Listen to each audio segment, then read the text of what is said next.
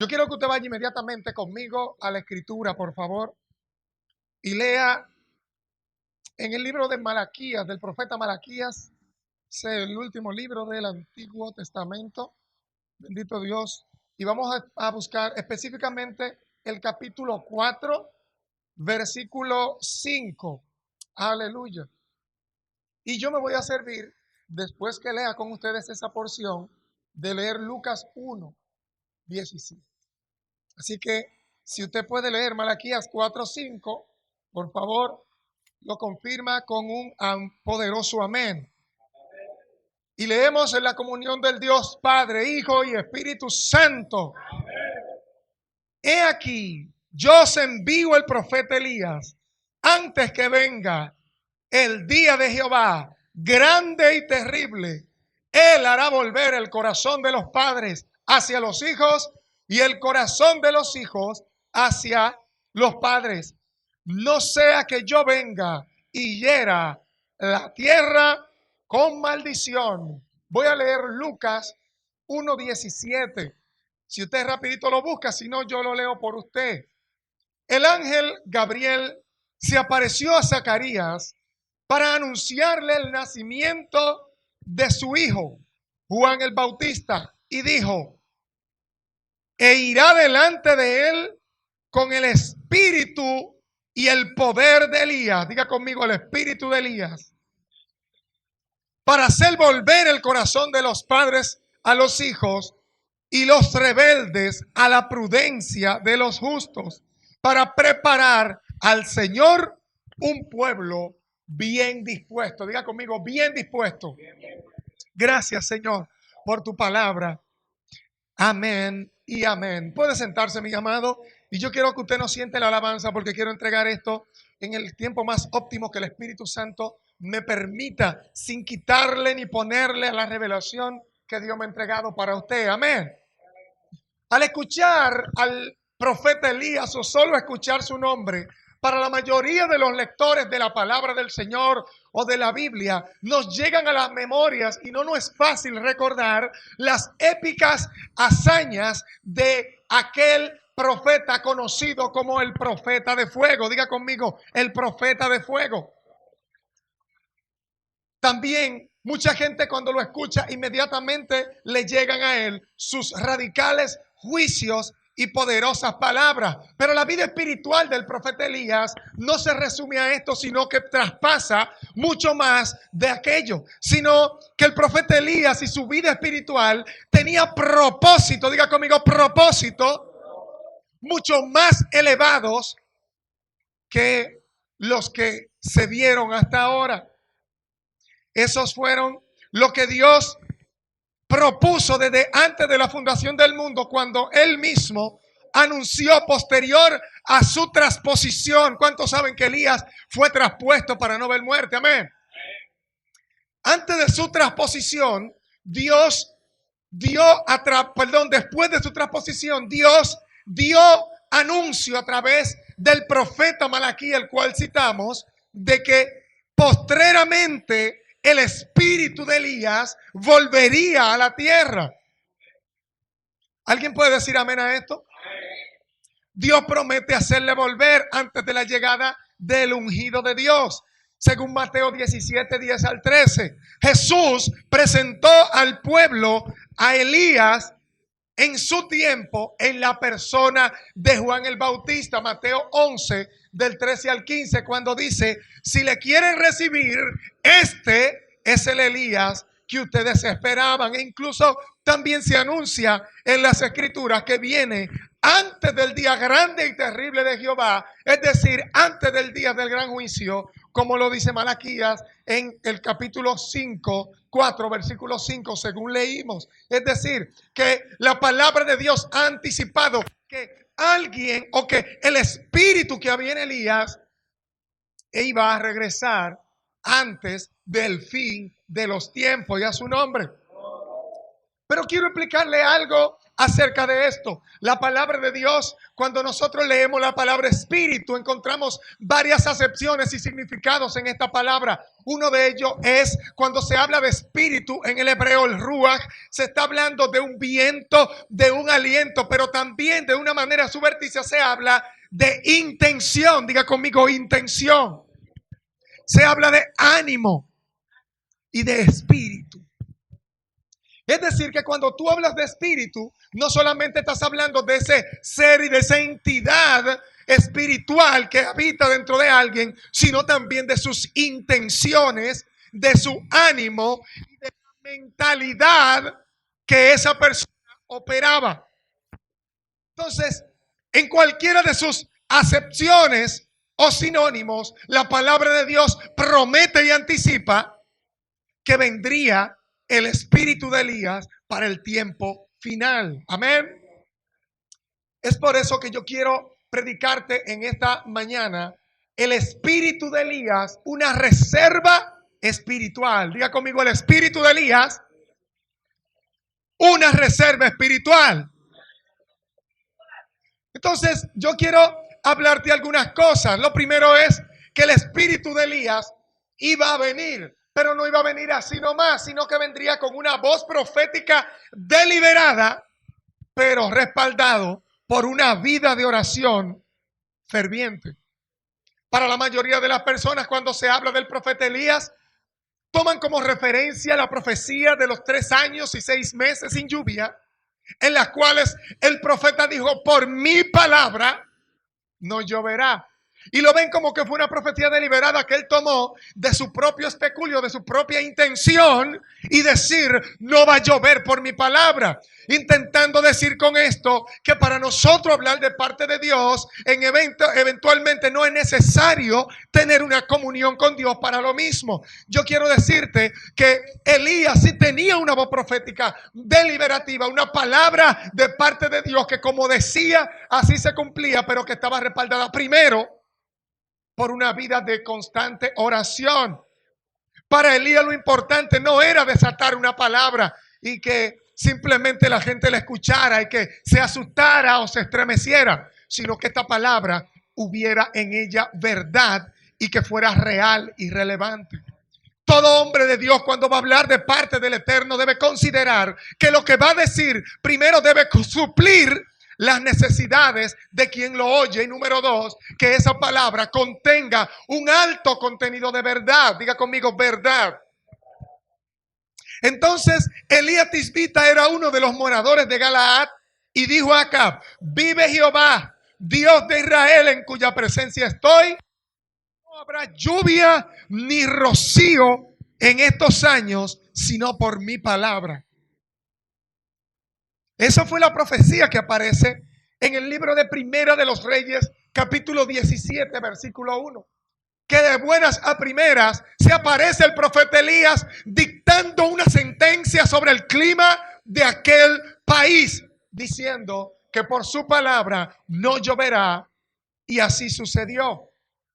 Ahora bien, una declaración profética de cumplimiento breve es el resultado de un periodo de oración que eventualmente no es tan breve. Voy a repetir esto.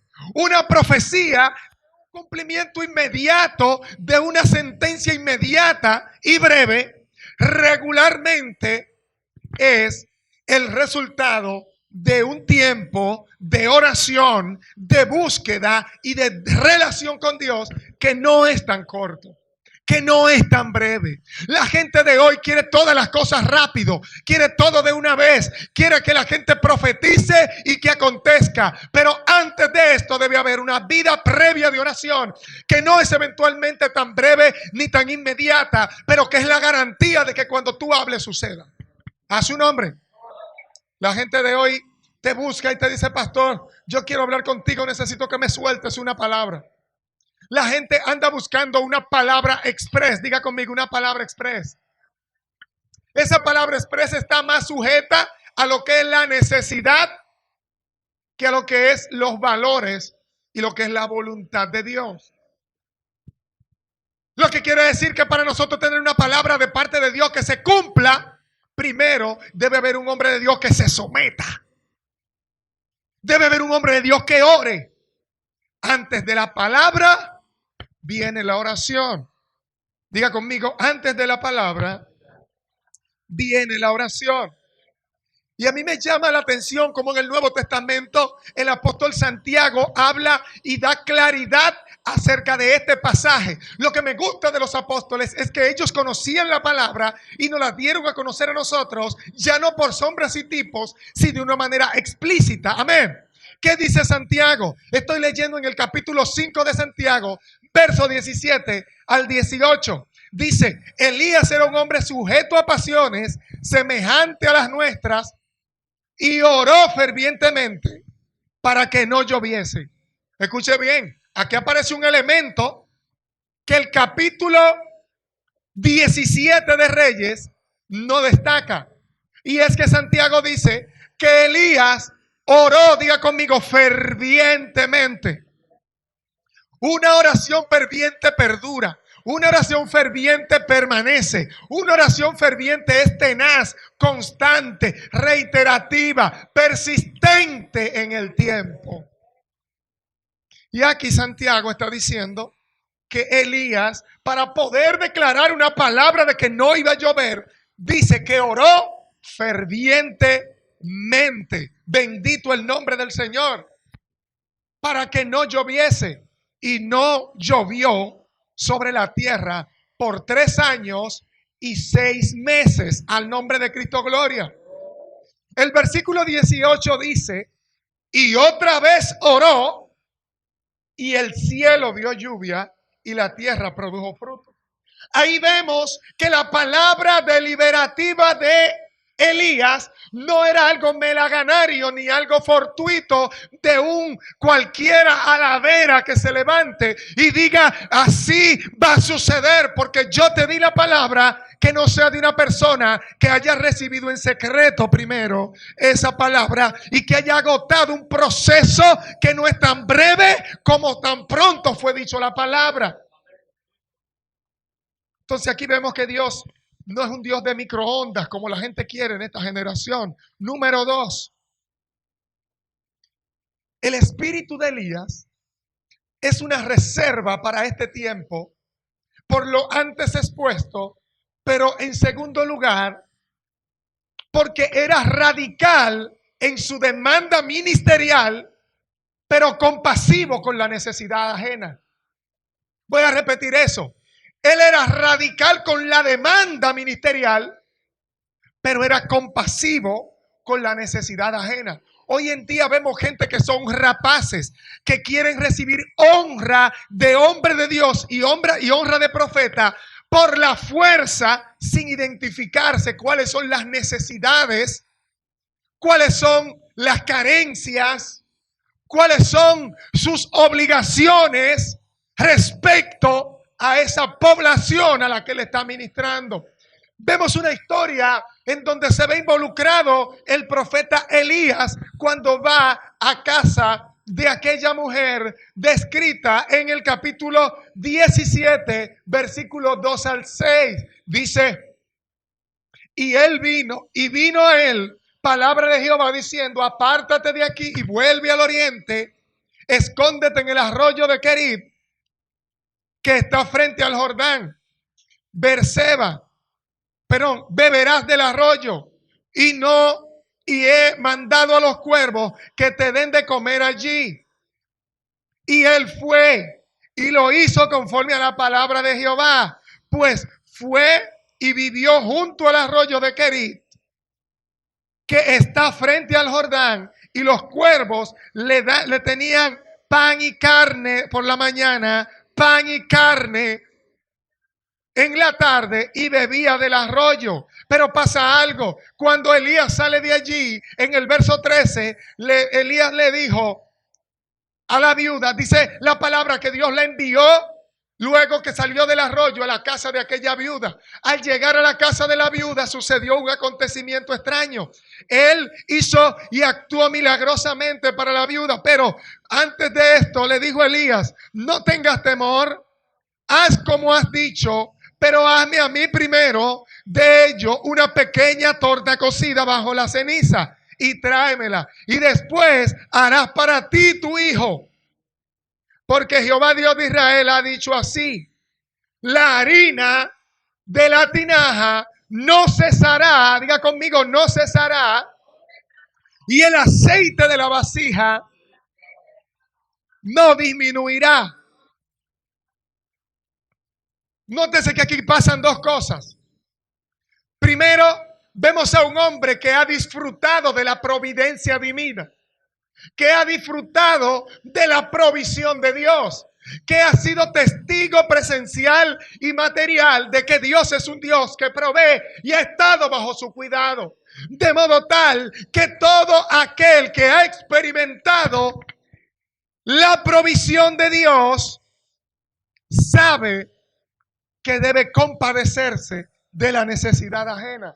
Así como Dios se compadeció de ti al salvarte, Dios espera que tú tengas compasión del que se pierde y le entregue también su promesa. Elías salió del arroyo después de haber sido sustentado por Dios, va a la casa de la viuda, pone una demanda ministerial en la casa de la viuda diciendo: dame a mí primero, porque soy el que porta la palabra, yo soy el que porta la promesa que va a provocar que nunca más falte alimento, ni que falte agua en tu casa. Su nombre, gloria. Y vemos cómo en los versículos 3 en adelante aparece Elías con una demanda de cuidados hacia su persona como profeta, pero a la vez como un profeta que entrega fiel la promesa de provisión. No trata de dame, sino que aparte de eso, yo he venido con una asignación de darte la palabra de que Dios va a suplir y que tus necesidades van a ser satisfechas según su divina voluntad. Dice: dame a mí primero, puso demanda. Tenía la voz. Entonces, él era la persona que portaba la palabra de parte de Dios y por tanto, él no podía perecer de hambre sin antes soltar la asignación que Dios le tenía.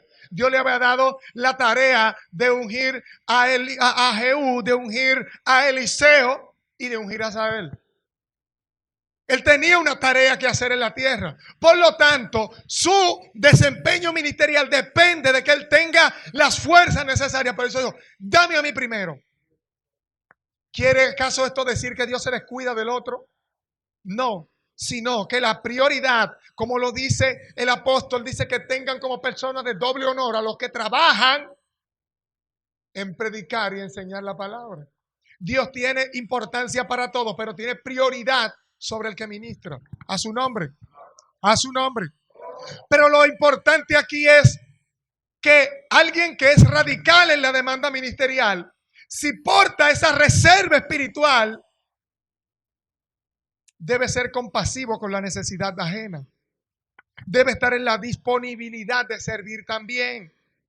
Y es por eso que todo el que ha experimentado provisión de Dios sabe que se debe compadecer de la necesidad ajena. Número 2, Elías demanda cuidado de su persona como profeta, pero como profeta entrega fielmente la promesa de provisión. Y eso es lo que Dios está esperando de ti y de mí.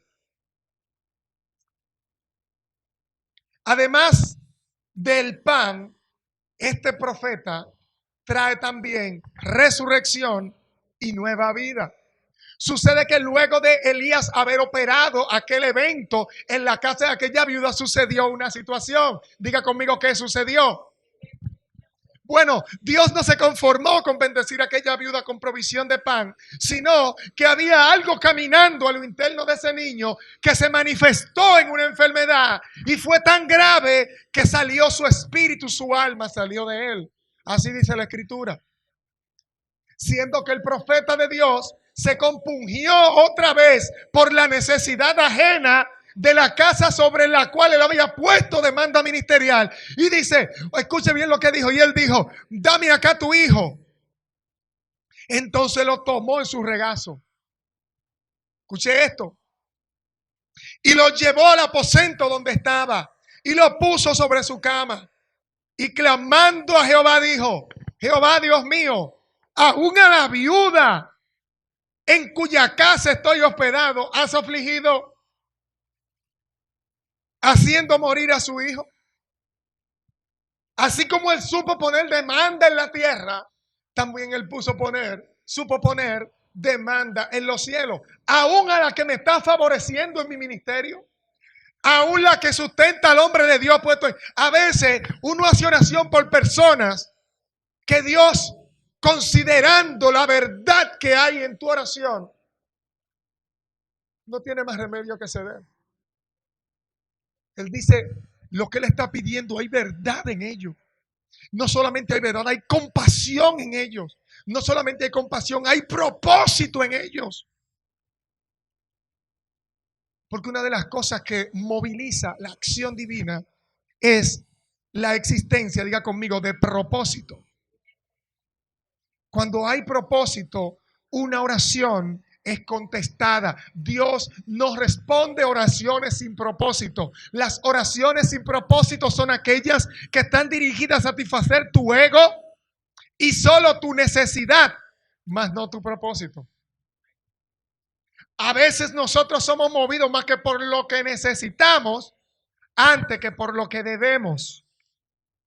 Aquello que nos apremia, pero no aquello que nos demanda. Es decir, nosotros tenemos un diseño en nuestra vida que nos pone demanda acerca de nuestra persona y nos dicta cuál es el proceder de nuestra vida. Pero si nosotros dejamos la asignación por poner atención a las necesidades, entonces se aparta el valor del deber y entra entonces la necesidad. Pero te tengo noticias, si tú haces más caso a tu necesidad de cómo tú vives ahora, no vas a salir de ahí nunca.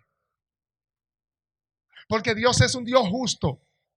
Y Dios sabe atender a los que atienden lo que es de Él. Por eso hay gente que no prospera.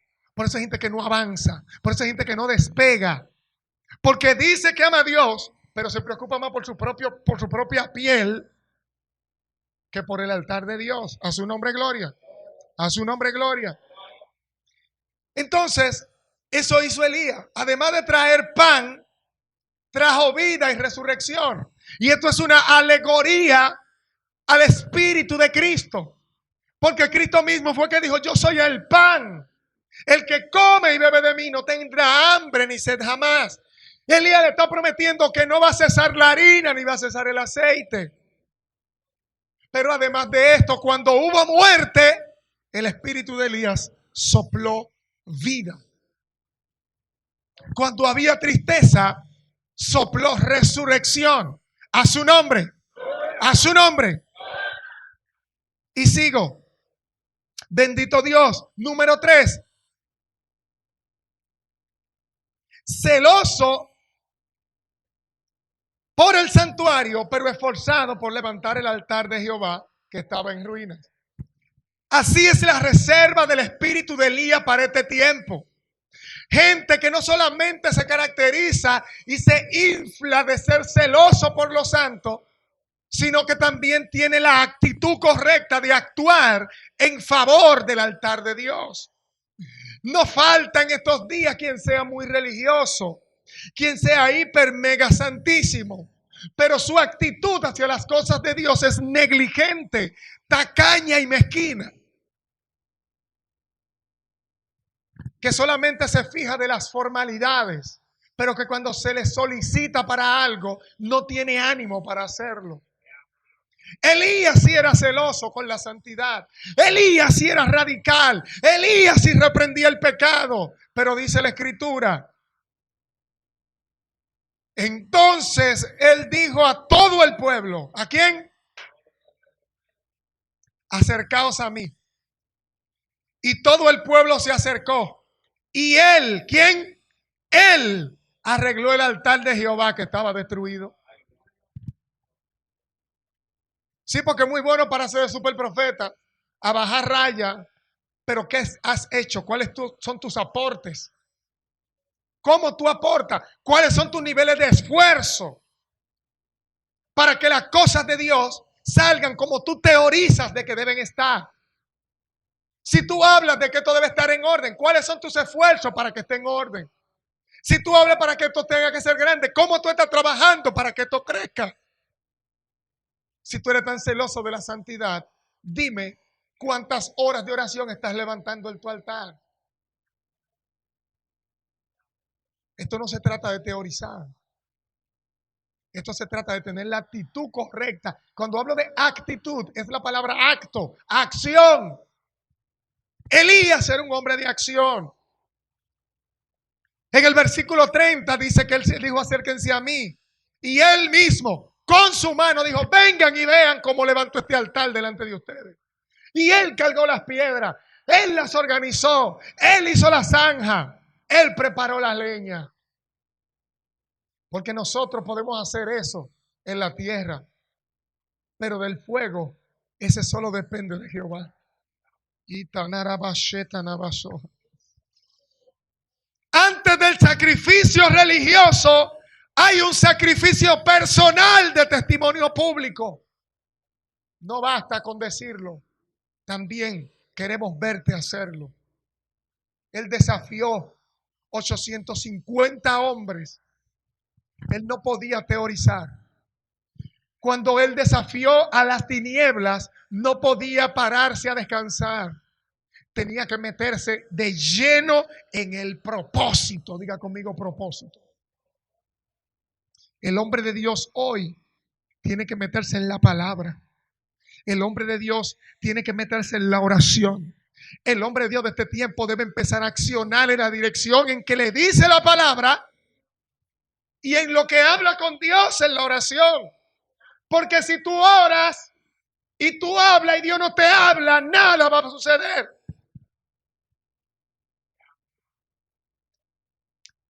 Y tomando Elías 12 piedras, diga conmigo: 12 piedras. El número 12 en la escritura es un número maravilloso porque habla del gobierno divino. Habla de establecer un principio de gobernanza, de autoridad. Dice que él agarró 12 piedras conforme a las 12 tribus de los hijos de Jacob, el cual había salido, dada la palabra de Jehová, diciendo: Israel será tu nombre. Edificó con las piedras el altar y en el nombre de Jehová. Edificó con las piedras el altar. Hay un misterio aquí, y es que la palabra piedra se está refiriendo a una persona ungida, a una persona con la unción necesaria para operar en lo espiritual. Jesús le dijo a Pedro: la verdad, tú eres Petra. El nombre de él no era piedra. El nombre de él era Simón. Y él le pone Kefa, que traducido al griego es Cefas, y piedra en castellano. Él le dijo: tú eres una piedrecita, pero sobre estas rocas yo edificaré mi iglesia. Jesús está hablando que él, como roca, esa misma roca que estaba simbolizada en la peña de Oreb, de donde fluyó agua, así como fluyó agua de su costado, le dice: tú vas a tener una asignación similar. Tú eres una piedra. Y más adelante le dice: vosotros sois piedras vivas. Y Elías construyó con piedras un altar. El altar de Dios no se construye con un solo. El altar de Dios no se construye con el pastor. El altar de Dios no se construye con una piedra. Elías utilizó 12 piedras. Y hoy en día hay una reserva espiritual para este tiempo. Gente que en el espíritu de Elías construye el altar de Dios con gente. Y naturalmente toda esa gente no te la van a poner enfrente. Tú vas a tener que salirla a buscar allá afuera. A su nombre. A su nombre. Están aquí todavía. Pensé que se me habían ido. Dice que edificó un altar en el nombre de Jehová. Después hizo una zanja. Diga conmigo: una zanja del altar. Alrededor del altar. En que cupieran 2 medidas de grano. Preparó luego la leña y cortó el buey en pedazos y lo puso sobre la leña. Yo no quisiera entrar en una interpretación alegórica de cada elemento. Solamente te voy a decir que ese buey significa tu carne. Después que se altifique el altar, tú tienes que matar esa carne. Así, esa es la actitud del hombre de Dios, que realmente ha de decir que es celoso, sino que este se esfuerza en el altar. Este tiene actitud positiva hacia el altar. Número 4, es frágil en sus emociones, pero obediente al llamado de Dios. Una de las cosas que caracterizó mucho a Elías y por lo cual a veces en ciertos mensajes es muy futigado, es castigado verbalmente. Hoy los que sencillamente leen la historia y son jueces de la espiritualidad ajena solo por leer un texto, hablan mal del profeta Elías. Y bien, ¿verdad? Dicen cuando reconocen que el profeta Elías tuvo grandes conquistas antes de sentir temor, miedo, antes de sentir debilidad como ser humano. Venció a los profetas de Baal, venció a los profetas de Asherá, venció incluso a todos los que gritaban y se cortaban pidiendo fuego, cuando él dijo: ahora es mi turno. Porque el Dios que responda con fuego, ese será Dios. Y el fuego descendió. Después de haberlo degollado a todos, diga conmigo, los degolló a todos. Él sintió la debilidad de un ser humano. No se sienta raro que su líder, que su hermano que está a su lado, que usted lo ve siempre fuerte, un día se sienta triste y se sienta acongojado. No dejó de ser el hombre de Dios por eso. No dejó de ser el Elías ni de portar el espíritu de Elías, sino que en medio de su debilidad le pasa por encima a su debilidad y camina en obediencia. No todo lo que hace un hombre de Dios lo hace porque es bravo. No todo lo que hace un hombre de Dios lo hace porque no siente miedo. No todo lo que padece un hombre de Dios lo pasa porque no le duele. Sino que a veces tú tienes que sobreponerte a tu debilidad, parártela encima, aunque te crujan los dientes, aunque se te claven los pies. Y hacer lo que hizo el profeta. Él respondió: he sentido un vivo celo por Jehová Dios de los ejércitos, porque los hijos de Israel han dejado tu pacto, han derribado tus altares y han matado a espada a tus profetas. A veces la gente cree que matar a un profeta es simplemente agarrar un arma, un cuchillo o envenenarlo. La palabra dice que la Biblia dice que las palabras de la boca son como espadas. A veces lo que tú dices por la boca mata más rápido a un profeta que tú darle un tiro. Ten cuidado como te acercas a un hombre o a una mujer de Dios. Porque hay palabras que son como golpe. Elías estaba claro que aunque él había vencido a los profetas de Baal, había vencido a los demonios, había vencido al diablo en su mismo terreno, su vida corría peligro, porque ahora su nombre estaba en boca de todos. Su nombre ya era popular, no precisamente por ser el más agradable, sino que ahora perseguían su vida para matarle. Dice: han matado a espada a tu profeta y yo solo he quedado. Por eso él dice: yo siento celo por tu altar. Porque a veces tú ves tanta indiferencia, ves tanta frivolidad, ves tanta sequedad, que tú dices: ¿será que solo quedo yo? Es un error del profeta, pero es un error con razones válidas. Es un error con asidero lógico. Él dijo: ¿será que solo quedo yo? Porque miro a mi derecha, miro a mi izquierda y no veo a nadie. El altar de Dios está destruido. No se escucha voz de Dios en las calles. Lo que se escucha es cuentos y cantos y relajo. Las campañas al aire libre se las robó no sé quién. Los servicios relámpagos no existen. La evangelización cara a cara con la gente se la llevaron. Y tú dices: ¿será que quedo yo solamente? Dios le demostró después que eso no era así. Pero Dios supo comprender la naturaleza de su temor. Y él dijo, solo he quedado yo y me buscan para quitarme la vida. Él, es decir, Dios le dijo, sal fuera. Diga conmigo, sal fuera. Yo quiero que tú le digas al espíritu de Elías que está listo y dispuesto para el último tiempo. Dile, sal fuera. Porque a veces tú lo tienes tan escondido en esa cuevita que se necesita a alguien para actuar y no aparece. No sé, no sé dónde está metido. Dios lo prometió, lo dijo, que para antes del día grande del Señor, Él lo enviaría.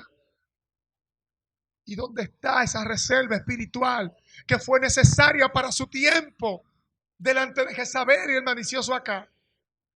Fue necesaria para preparar el camino de Cristo, mandándolo en Juan el Bautista, que aún así Dios lo promete antes de que venga el día grande del Señor. ¿Qué hay en el espíritu de Elías que se constituye en una reserva?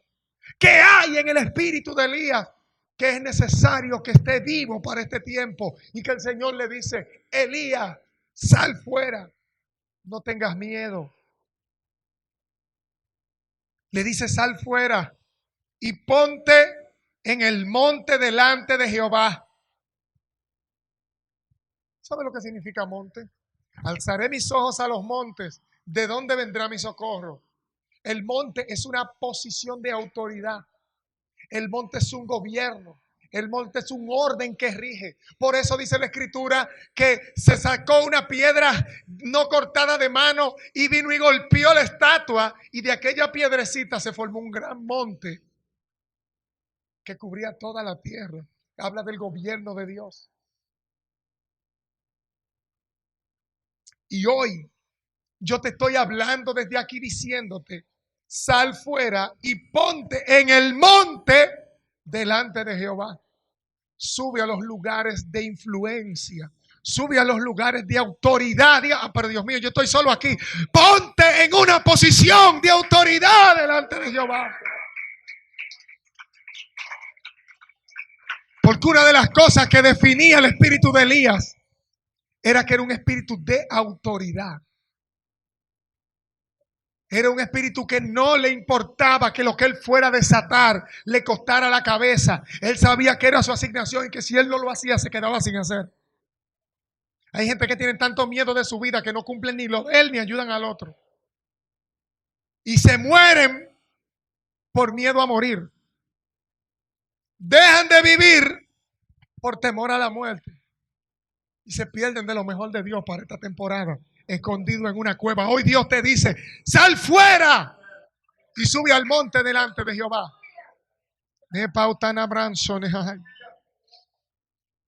Pero Jehová no estaba en el viento cuando él escuchó soplar el viento recio. Y tras el viento vino un terremoto, pero Jehová no estaba en el ruido del terremoto. Tras el terremoto un fuego y un ardor y un calentón y un aparente avivamiento. Pero Jehová no estaba en esa bulla de ese fuego. Y katana namaganzo nemasó.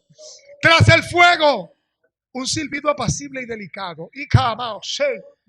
Leitanaya sohema. Abraman sonai.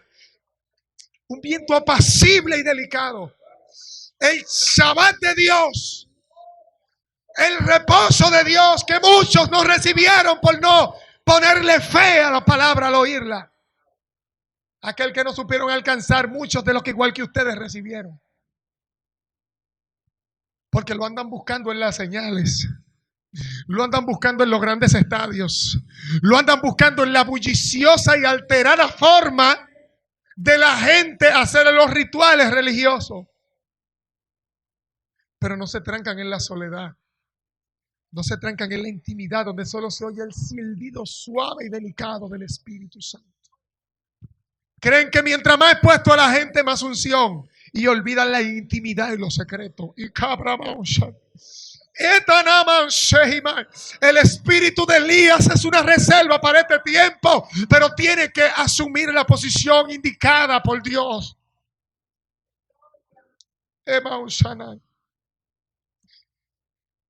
Y dice, cuando lo oyó Elías, cubrió su rostro con su mano. A veces tú escuchas mucha gente hablando y lo escuchas voceando y gritando y no te provoca nada. Pero un día en tu habitación, estando a solas, eres quebrantado y tu rostro va a dar a la tierra y encuentras la verdadera voz de Dios. No dentro de ti, como dicen los mentalistas y los psicólogos, los pseudo psicólogos que hay por ahí. Que la voz de Dios está dentro de ti. No, porque engañoso es el corazón. No puede haber voz de Dios dentro de ti hasta que Dios no la meta a él. La voz que vas a escuchar de parte de Dios no es la que te dice tu corazón, porque perverso es el corazón y es engañoso más que todo. Ay, asojema. Él escuchó la voz de Dios en el silbo apacible que venía del exterior. Dios le dijo: sal, Elías. ¿Qué es Ramón Sanay? ¿Qué le besoja? Ahí mamba usted. Y Tanaiso, sopla espíritu de Elías en esta generación. Luis Piama, váyeme, Sokimaya. Dice que él cubrió su rostro porque cuando tú te encuentras con Dios te da vergüenza. Y vamos, cuando tú escuchas la voz de Dios, entonces eres confrontado. El espíritu de Elías tiene esa naturaleza que sabe reconocer cuando Dios está hablando, no anda atrás de cualquier babosada por ahí. Cuando escucha la voz de Dios se compunge, dice que cubrió con sus manos su rostro y no anda con la frente alta como estos pseudo profetas que andan con el pecho alto y exigiendo cosas que no merecen en un tiempo donde las cosas son por gracia.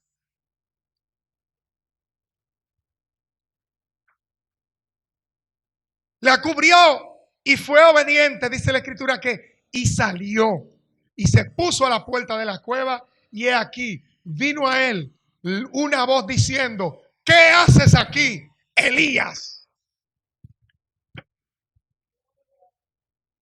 El espíritu de Elías no tiene que ver con los temores, no tiene que ver con los miedos, no tiene que ver con sus debilidades humanas. Él obedece aunque le dé vergüenza.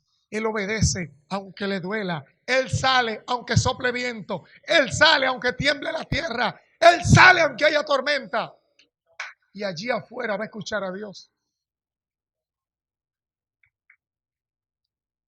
En resumida cuenta, el espíritu de Elías es una reserva para este tiempo.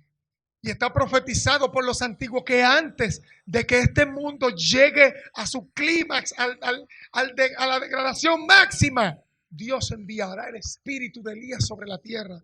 Va a mandar las intenciones que había en el corazón de Elías.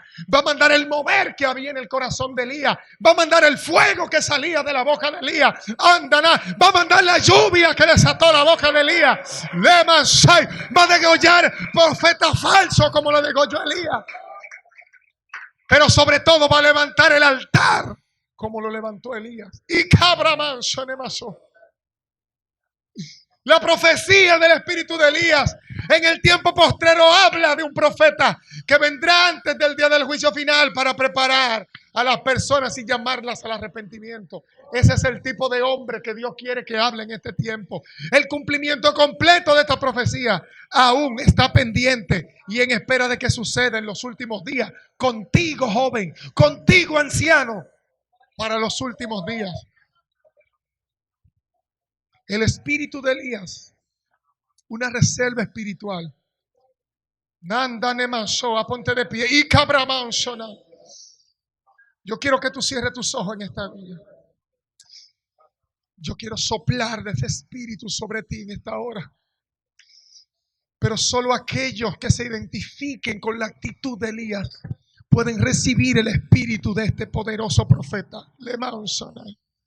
Para los judíos existía la falsa creencia de que las almas rotaban. Pero para lo que entendemos, la sabiduría oculta, la que les fue revelada a los humildes, sabemos que ese espíritu que había en Elías era el espíritu del Dios mismo. Fue el espíritu profetizado por Cristo para sus discípulos, que le dijeron: recibiréis poder. Sopla, Espíritu Santo. Sopla, Espíritu Santo. Sopla del espíritu de Elías sobre esta generación. Sopla en el nombre de Jesús. Porque esta generación grita, Señor, por un espíritu de poder. En el nombre de Jesús y a su nombre. Si usted escuchó voz de Dios, denle un aplauso al Señor. Si no, déjelo así. La persona que continúa. Los anuncios primero.